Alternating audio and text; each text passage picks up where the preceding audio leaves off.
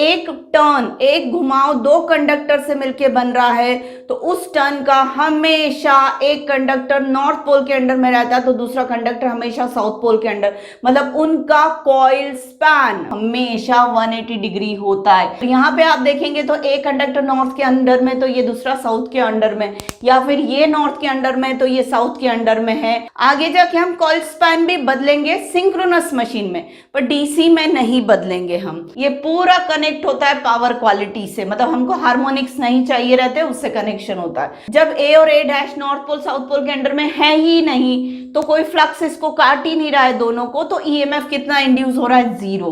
पोल शू है, ये कितने पे शुरू हो जा रहा है, रेफरेंस से 45 डिग्री पे शुरू हो जा रहा है। तो 45 डिग्री पे जैसे ही कंडक्टर आएगा ना तो पोल शू पोल के नीचे आना शुरू हो जाएगा।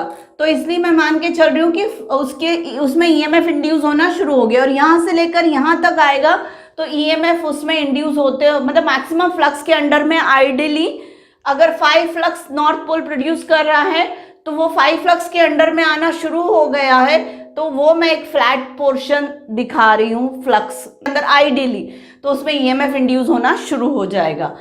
कब तक, जब तक ये पोल शू को क्रॉस करके यहाँ पर नहीं आ जाता, मतलब कितने 135 डिग्री पर। फिर जब ये यहाँ आएगा वापस 135 डिग्री टू 180 डिग्री के बीच में, तो फिर से ईएमएफ कितना होना शुरू हो जाएगा, 0 होना शुरू हो जाएगा। और फिर 180 डिग्री की पोजीशन पे आ जाएंगे तो फिर से कौन सी पोजीशन पर आ गए, न्यूट्रल पोजीशन पे, मतलब ईएमएफ 0 हो जाएगा। फिर वापस 225 से फिर से ये फ्लक्स के अंडर में आना शुरू हो जाएंगे, तो फिर यहाँ पर ईएमएफ रहेगा कंडक्टर में कांस्टेंट मैग्नीट्यूड का। कितना मैग्नीट्यूड होगा ईएमएफ का, यही वाला। और जैसे ही वापस ए डैश यहाँ आ जाएगा और ए यहाँ आ जाएगा तो फिर से मुझे क्या मिलेगा, 0 ईएमएफ मिलने लगेगा।